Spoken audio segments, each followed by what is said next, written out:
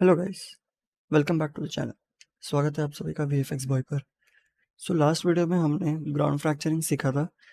तो इस वीडियो में हम देखेंगे कि हम डेब्री सोर्स कैसे बना सकते हैं एंड वो डेब्री सोर्स से हम एक ग्राउंड डस्ट जनरेट करेंगे एंड ग्राउंड डस्ट बनाने के बाद हम इसे लाइटिंग करेंगे एंड रेंडरिंग करेंगे। तो हम काफ़ी क्लोज है अपने फाइनल प्रोसेस या फाइनल आउटपुट के। बिना किसी देरी के शुरू करते हैं। तो जैसे कि हमने हमारा लास्ट वीडियो यहाँ पे एक ग्राउंड फ्रैक्चर बना के बंद किया था, जो कि हमने एक टाइम शिफ्ट लगाकर आगे की तरफ किया था, क्योंकि हमें वो पोर्टल की बात चाहिए था ये कि जैसे ही वो पोर्टल आए एंड फिर उसके बाद एक ग्राउंड फ्रैक्चर शुरू हो। जैसे अगर मैं बाहर से आपको दिखाऊंगा, तो ये जब तक पोर्टल नहीं आता है तब तक हमारा ग्राउंड फ्रैक्चर भी नहीं आता। जैसे ही पोर्टल बाहर आता है तो हमारा ग्राउंड फ्रैक्चर भी शुरू हो जाता है। अभी वो प्लेन उसके पहले गायब हो रहा है, बट उसको हम बाद में एक टाइम शिफ्ट लगा के वहाँ पे प्लेस कर देंगे, फ्रीज कर देंगे। तो अभी उसका टेंशन मत लीजिए। तो ये जो ज्योमेट्री है ग्राउंड कोलिजन, जहाँ पे हमारा आउट ग्राउंड फ्रैक्चर है, तो इसमें हमें क्या करना है, पहले तो ये टाइम शिफ्ट बंद करना है, क्योंकि हमें टाइम शिफ्ट नहीं चाहिए। हम ज़ीरो से इसको शुरू करेंगे क्योंकि हमें डेब्री जनरेट करना है। हम टाइम शिफ्ट लगा के उसको बाद में शिफ्ट कर देंगे अपने टाइम लाइन पे। तो हमें इसमें क्या करना है कि इसके बाद हमें एक डेब्री सोर्स लेना है एंड डेब्री सोर्स को मैं इससे कनेक्ट कर लूँगा। एंड जैसे हम कनेक्ट करेंगे, ये काफ़ी हैवी है तो इसको थोड़ा टाइम लग सकता है सिमुलेट करने को। तो इसको हम टेस्ट करने के लिए इसका जो एज डेब्रीज है उसको थोड़ा पहले कम कर लेंगे, क्योंकि हमें सब टेस्टिंग करनी है अभी। एंड इसमें सर्च रेडियस और सर्च पॉइंट्स भी हमें चेंज करना है, बट हम बाद में करेंगे। पहले हम देख लें कि हमारा सोर्स जनरेट हो रहा है कि नहीं। तो ये काफ़ी हैवी है और कैलकुलेट हो रहा है। तो हम जैसे देख रहे हैं कि हमारा एक सोर्स तो यहाँ पे जनरेट हुआ है हमारे ground collision sorry ground fracture के हिसाब से। तो अभी ये बहुत कम है, तो हम इसको थोड़ा बढ़ा लेंगे। जैसे कि मेरा सिस्टम इतना झेल सकता है तो मैं इसको 8000 कर रहा हूँ। एंड ये सर्च जो रेडियस है उसको हमें 1 करना है एंड पॉइंट्स भी 100 करना है, क्योंकि हमको अपना रेडियस थोड़ा ज़्यादा चाहिए, क्योंकि हमारा फ्रैक्चरिंग थोड़ा ऊपर तक भी जा रहा है। तो हमें चाहिए कि वो फ्रैक्चर जब ऊपर जा रहा है तो वहाँ से भी पॉइंट्स जनरेट हो। तो ये जो सर्च रेडियस है वो अपने जो रेडियस है, जब जैसे पहले 0.1 था तो 0.1 के रेंज में सर्च करता था। तो उसको मे बी जब वो ऊपर डेब्रीज जा रहे हैं, सॉरी जो फ्रैक्चर जा रहे हैं वो नहीं कैच कर पाएगा। तो अभी हम 1 करेंगे तो जो ऊपर जा रहा है वो भी वो कैच कर लेगा रेडियस के हिसाब से, जैसे कि पहले नीचे नीचे ही आ रहा था। तो अभी आप देख सकते हैं कि वो ऊपर जो फ्रैक्चरिंग था वो उसको भी कैच कर रहा है। तो इसका रीज़न यही है सर्च रेडियस बढ़ाने का, कि ताकि उसका रेडियस जो उसका डायमीटर रहेगा, जो जहाँ पे वो पॉइंट्स ढूंढेगा कि कहाँ पे फ्रैक्चरिंग है, तो वहाँ पे वो डेब्री जनरेट करेगा। तो सर्च रेडियस वही करता है कि बस आपका जो एरिया या डायमीटर है डेब्री बनाने का वो थोड़ा वाइड कर देगा। आपके ऊपर है कि आपको अगर सिर्फ नीचे नीचे रखना है तो आप इसको 0.1 या 0.5 तक मैक्स कर सकते हैं, तो ताकि वो इतना ऊपर नहीं जाएगा। बट हमारे केस में हमको ऊपर तक चाहिए था कि ऊपर भी डेब्री जनरेट हो। तो मैंने उसका सर्च रेडियस 1 रखा है। तो अभी जैसे हम देख सकते हैं कि हमारे कोलिजन के हिसाब से वो जनरेट हो रहा है। अगर मैं इसे अपने ग्राउंड कोलिजन के साथ देखूं, मैं इसको विजुअलाइज करता हूँ एंड डेब्री सोर्स को मैं टेम्पलेट करता हूँ। तो आई डोंट नो आपको दिख रहा है कि नहीं, बट दिख तो मुझे भी नहीं रहा है। इसको कंट्रोल करके टेम्पलेट करेंगे तो मे बी दिखे। आई डोंट नो वो है, बट इतना विजिबल नहीं हो रहा है। बट कैसा है कि वो डेब्री अंदर है, अंदर मतलब जो सोर्स है वो अंदर जनरेट हो रहा है। तो मे बी इसी की वजह से वो दिख नहीं रहा। अब अगर मैं वायर फ्रेम पे देखूंगा तो ये जनरेट कर रही हैं डेब्रीज। तो हमने सर्च रेडियस बढ़ाया तो ये ऊपर वाले जो डेब्री है उस पर भी अफेक्ट कर रहा है और वहाँ से भी सोर्स बनाएगा। हाँ, ये मैं दूर से दिखाऊंगा तो आपको पॉइंट्स दिख रहे होंगे। तो ये हमारा सोर्स तो इसने जनरेट कर लिया है। इसके बाद हम क्या करेंगे, ये काफ़ी हैवी है तो आप इसको टाइमलाइन पे लोड मत करना, इसको हम कैश कर लेंगे। अच्छा, कैश करने से पहले मैं आपको ये भी बता दूं, जैसे कि ये एज डेब्रीज तो हमने ज़्यादा रखा है तो आप अपने सिस्टम के हिसाब से रखिए। सर्च रेडियस और सर्च पॉइंट्स तो मैंने आपको बता दिया कि ये रेडियस के हिसाब से है, कितने पॉइंट्स पे सर्च करेगा और कितने रेडियस पे सर्च करेगा। ऊपर से यहाँ पे एक और ऑप्शन है, दैट इज़ लाइफ स्पैन। तो आप इसको बता सकते हैं कि जो पॉइंट्स जो जनरेट हो रही है डेब्री से, उसकी लाइफ स्पैन क्या होगी और वो कितने देर तक विजिबल रहेगा व्यू पोर्ट पे। ये सेकंड्स के हिसाब से है। 1 आपका 1 सेकंड के हिसाब से यहाँ पे काम करेगा। मैं ये कैलकुलेट हो रहा है तो वेट करते हैं। जैसे कि 24 फ्रेम्स पे है हमारा शॉट, तो आप ये लाइफ स्पैन मैंने 1 रखी हुई है, तो ये 24 फ्रेम्स यानी कि 1 सेकंड जो टाइम के हिसाब से है, टाइम बेस्ड है ये। तो ये 1 सेकंड तक जो आपका 24 फ्रेम्स है या तो 30 फ्रेम्स है जो भी है, उस हिसाब से ये इसकी लाइफ स्पैन रहेगी। अगर हम इसको कम कर देते हैं, जैसे मैं इसको 0.1 कर देता हूँ एंड मैं इसको वापस कैलकुलेट करूँगा, रीसेट कर सकते हैं यहाँ से, क्योंकि कभी-कभी ये टाइमलाइन पे रीसेट नहीं होता, तो आपको फोर्स रीसेट करना पड़ेगा यहाँ पे रीसेट सिमुलेशन से। अभी काफ़ी हैवी है जैसे मैंने बताया, क्योंकि मैंने इसका सोर्सिंग 8000 रखा हुआ है। आप कम भी कर सकते हैं या बढ़ा भी सकते हैं, आपके सिस्टम स्पेक्स के ऊपर है वो। मैंने इसको कैंसिल कर दिया, तो आप अभी देख सकते हैं कि इसकी जो लाइफ स्केल है और जो लाइफ स्पैन है वो काफ़ी कम हो गई है। यहीं पे दिख रहा है कि ऑलरेडी ये गायब होना शुरू हो गया है यहाँ पे। तो हमको हमारा डस्ट जनरेट करने के लिए थोड़ा लाइफ स्पैन ज़्यादा लगेगा, तो हम उसको 1 ही रखेंगे। नॉर्मली जितना होता है कि आपका फ्रैक्चर भी हो गया एंड ग्राउंड जब कोलिजन हो गया, उसके बाद भी डस्ट का इफेक्ट थोड़ा देर तक रहता है, तो हमको चाहिए कि वो ज़्यादा लाइफ स्पैन रहे उसकी, तो हम उसको 1 ही रखेंगे। अभी ये हम यहाँ पे पहले कैश कर लेंगे क्योंकि ये काफ़ी हैवी है। इसका मैं नाम रखूँगा RBD डेबरी। तो मैं ऑलरेडी इसको कैश कर चुका हूँ, मैं यहाँ पे उसको कॉल करा लूँगा। तो ये जैसे कि मैं ऑलरेडी कैश कर चुका हूँ, तो अभी ये व्यूपोर्ट पे कितना लाइट हो गया है। पहले बहुत हैवी हो रहा था कैलकुलेट करने को, बट अभी ये काफ़ी लाइट है। तो हमने कैश करने के बाद हमको एक नल लेना है, क्योंकि नल बहुत ज़रूरी है, जैसा मैं हमेशा बता रहा हूँ। एंड हम इसको अभी हम स्मोक जनरेट करेंगे तो वहाँ पे कॉल कराना इजी होगा। तो ground debris, sorry debris, debris. तो ये हमने नल बना लिया। अब हमें क्या करना है, अब हम जाएंगे ऑब्जेक्ट लेवल पे और यहाँ पे एक नया जियो बनाएंगे। उस जियो का नाम हम रखेंगे ग्राउंड डेबरी। तो हम उसके अंदर चलते हैं एंड यहाँ पे एक ऑब्जेक्ट मर्ज लेंगे। ऑब्जेक्ट मर्ज में हम वो जो हमने बनाया है वो कॉल करा लेंगे। अब यहाँ पे हमने कहाँ बनाया था, वो ग्राउंड कोलिजन, ग्राउंड कोलिजन में आउट ग्राउंड डेबरी। तो ये मैंने इसको यहाँ पे कॉल करा लिया इन दिस ऑब्जेक्ट, यहाँ पे ये आ गया है। अब इसके बाद हम सीधा एक पॉप नेटवर्क यहाँ लेंगे एंड पॉप नेटवर्क के अंदर चलेंगे। यहाँ पे हमको कुछ नहीं करना है, इसको स्कैटर से हटा के ऑल पॉइंट्स करना है, ताकि हमें जितने भी पॉइंट्स हैं हमारे बाहर लेवल पे वो सारे मिल जाए। वे जैसे ही मैंने कॉल करा है वैसे ही हमको यहाँ पे दिख रहा है कि वो जनरेट कर रहा है।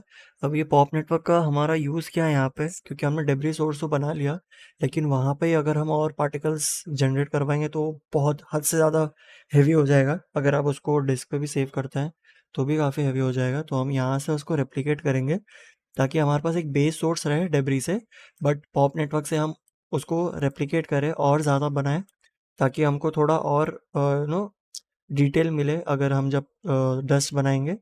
तो उसी का रीज़न है कि हम पॉपनेट से यहाँ पे बना रहे हैं।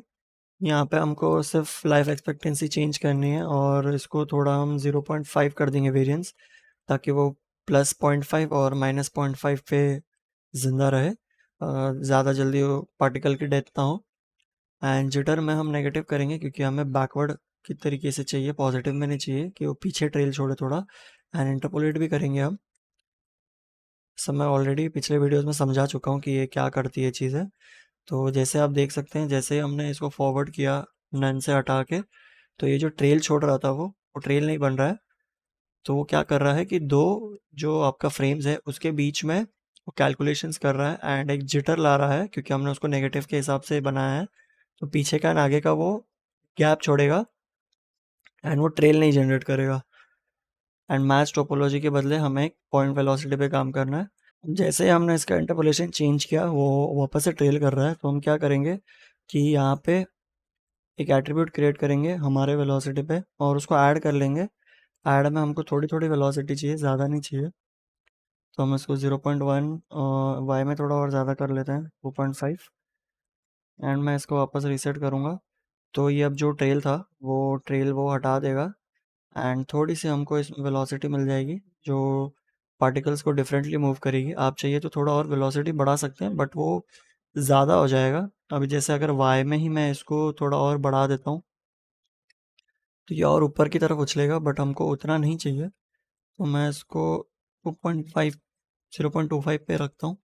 आप और वेलोसिटी बढ़ा के चेक कर सकते हैं अगर आपको थोड़ा और चाहिए। ये तो कुछ ज़्यादा ही हो गया, बट अगर आपको थोड़ा और वाइल्ड चाहिए कि थोड़ा और ज़्यादा उछले ऊपर, बट हमारे केस में 1 ठीक रहेगा, तो हम इसको 1 ही रखेंगे।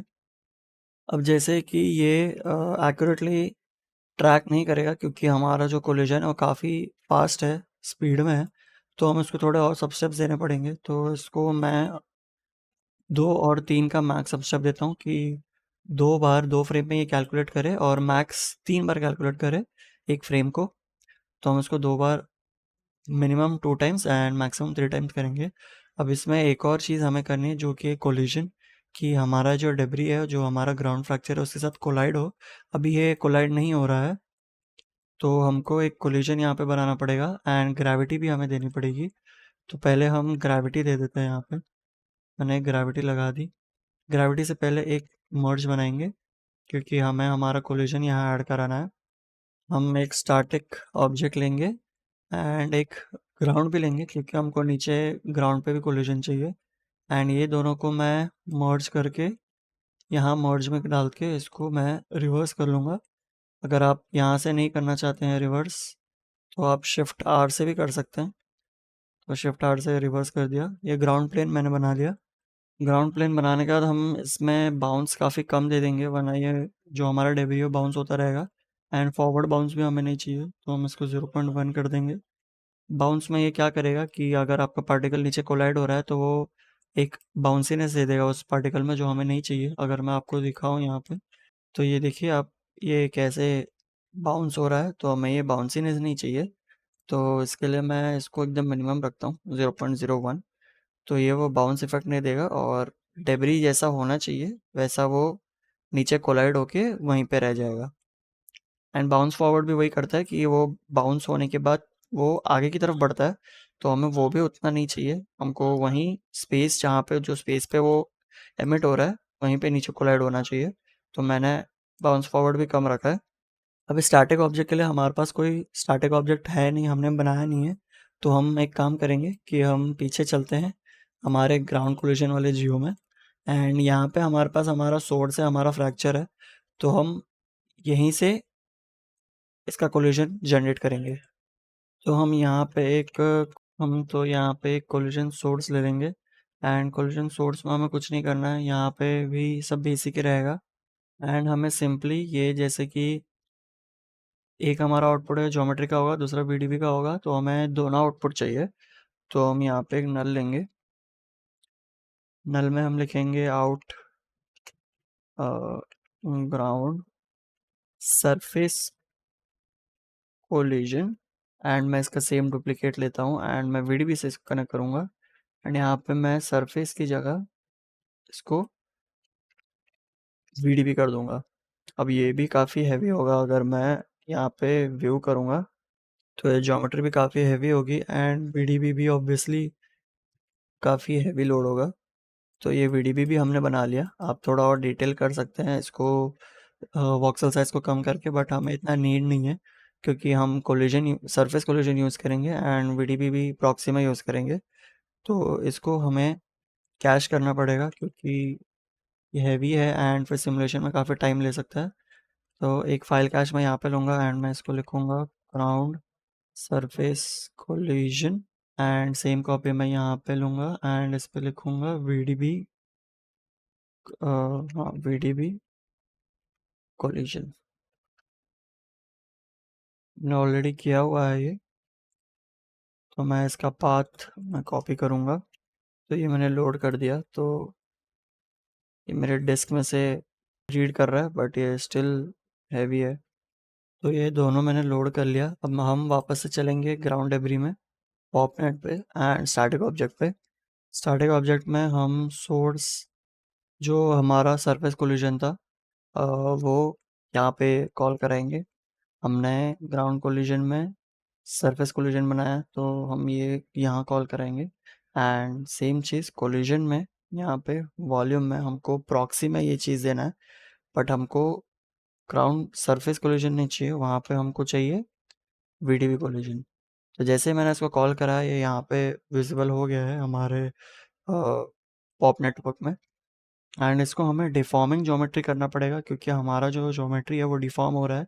डिफॉर्म का मतलब ये कि वो चेंज हो रहा है, क्योंकि हमारा सिमुलेशन उस पे है जो कि ग्राउंड फ्रैक्चर हो रहा है। तो ये स्टिल नहीं है, जो ये हमारा ज्योमेट्री है वो डिफॉर्म हो रहा है हर एक फ्रेम पे, यानी कि हर एक फ्रेम पे फ्रैक्चर हो रहा है। तो हमें उसको डिफॉर्मिंग ज्योमेट्री करना पड़ेगा ताकि वो एक्यूरेटली उसको कैलकुलेट करे। एंड इसमें कुछ और नहीं करना है, तो आप देख सकते हैं कि ऑलरेडी कोलाइड हो रहा है उस हिसाब से, जैसा हमारा डेब्री जा रहा है एंड हमारा फ्रैक्चर जा रहा है, कैलकुलेट हो रहा है, क्योंकि हैवी है थोड़ा। डेस्क पे रीड करने के बावजूद भी ये हैवी है। तो ये जैसे कि पहले एकदम स्ट्रेट था, तो अभी ये ग्राउंड जैसा फ्रैक्चर है। तो जहाँ से वो जनरेट हो रहा है उसी पे कोलाइड भी हो रहा है। तो ये कोलिजन के साथ हमारा जो हमारा पॉप नेटवर्क है वो रेडी हो गया है। तो हमारा पॉप नेटवर्क बनने के बाद हम एक डॉप नेटवर्क लेंगे, यहाँ पे डॉप इंपोर्ट लेंगे, सॉरी, डॉप इंपोर्ट में यहाँ पे जो हमारा डॉप नेटवर्क है, जो पॉप का जो डॉप नेटवर्क है उसको कॉल कराएंगे। हमने यहाँ पे कॉल करा लो, और हमें ऑब्जेक्ट मास में सब कुछ नहीं चाहिए, हमें सिर्फ पॉप ऑब्जेक्ट चाहिए, हमें ग्राउंड कोलिजन वगैरह नहीं दिखाना, सिर्फ यहाँ पे यही चाहिए हमें, जो कि हमारा पार्टिकल्स था। तो यहाँ पे इंपोर्ट स्टाइल में हम ये ट्रांसफॉर्म इनपुट ज्योमेट्री को निकाल के फेच ज्योमेट्री फ्रॉम डॉप नेटवर्क करेंगे, ताकि वो जो हमारी ज्योमेट्री है सब वही यहाँ पे इंपोर्ट करे और फालतू की चीज़ें इंपोर्ट ना करे। जैसे कि ये पॉप नेटवर्क पे सारा चीज़ कैलकुलेट कर रहा है ना, हमें सारी चीज़ दे रही है, तो हमें पॉप इंपोर्ट में सिर्फ वो पार्टिकल्स चाहिए जो हमने बनाए। तो ये उतना ही रखना है, हम इसको भी कैश करेंगे जितना पॉसिबल होता है। सारी चीज़ें जो सिमुलेशन से निकलती है उसको कैश करना बहुत बेटर है, चाहे वो लाइट वेट हो या हैवी हो। इससे क्या होगा कि आपका बार बार कैलकुलेशन नहीं होगा हर एक फ्रेम पे, और मेमोरी में भी सेव नहीं होगी सारी चीज़ें, वो ऑलरेडी डिस्क से कैलकुलेट करेगा एंड आपको दे देगा। तो मैंने फाइल कैश कर लिया यहाँ पे, एंड मैं अपना जो ऑब्जेक्ट का पाथ है वो मैं यहाँ पे कॉल करा लेता हूँ, and load from disk, and ये मैंने कॉल करा लिया। इसके बाद अभी हम टाइम शिफ्ट लगाएंगे इस पे, जो टाइम शिफ्ट के हिसाब से हमको हमारा फ्रैक्चर निकल रहा है। जैसे कि हमारा ग्राउंड कोलिजन जो हमने बनाया है, इसमें जो टाइम शिफ्ट है डॉलर फ्रेम -28 फ्रेम्स है, तो हम इसको चालू करेंगे एंड इसको ग्राउंड फ्रैक्चर पर रखते हैं।